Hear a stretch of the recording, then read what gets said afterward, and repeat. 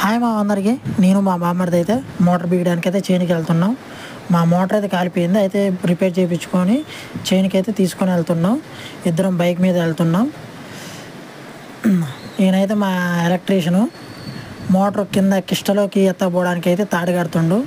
తాడైతే ఇలా సమానంగా కట్టుకోవాలని చెప్పిండు. తాడు ఇలా సమానంగా కట్టుకొని మోటార్ అయితే లేపుకొని పోవాలి, చాలా కిందికి అయితే వెళ్ళాలి. నేను మా బామ్మర్ది అయితే ఇద్దరం కలిసిగా పైప్ వేసుకొని పట్టుకొని అయితే కిందికి వెళ్తున్నాం. ఒక 300 మీటర్ల వరకు అయితే కిందికి స్లోప్ అయితే కిందికి వెళ్ళాలి. కిష్టలోకి చాలా ఇబ్బందిగా ఉంది.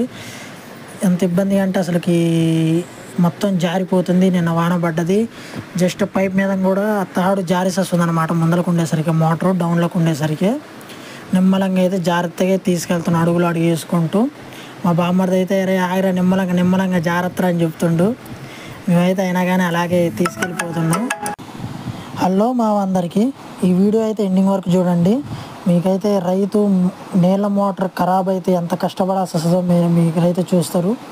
నేను మా బామ్మర్ది అయితే మోటార్ రిపేర్ అయింది, రిపేర్ చేయించుకొని చేను కాడికి అయితే తీసుకెళ్ళినాము. ఇక్కడి నుంచి అయితే కృష్ణానదిలోకి మోటార్ అయితే భుజాల మీద ఎత్తుకొని వెళ్ళాలన్నమాట. దానికోసం అయితే తాడైతే కడుతున్నాము. తాడు కట్టేసి అయితే మోటార్ ఎత్తుకొని వెళ్ళిపోతాము. ఆయన అయితే మా ఎలక్ట్రీషియన్ తాడు కడుతుండు. తాడు అలా సమానంగా కట్టేసుకొని నిమ్మలంగా జాగ్రత్తగా, మొత్తం స్లోప్ ఉంటుంది, జాగ్రత్తగా నిమ్మలంగా వెళ్ళాలన్నమాట.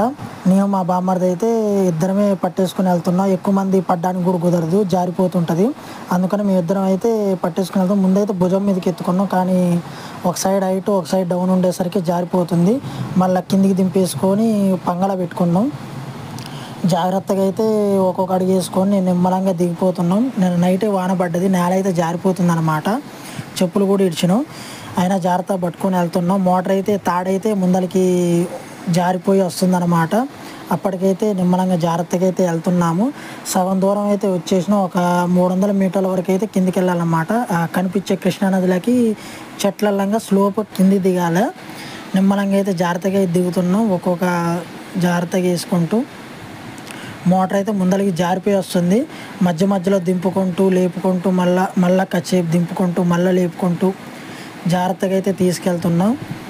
మధ్యలో అయితే ముళ్ళు చెట్లు అవి అడ్డు ఉన్నాయి, అవి కూడా పక్కకి తీసుకుంటూ నిమ్మలంగా జారుపుకుంటూ స్లోగా అయితే తీసుకొస్తున్నాము.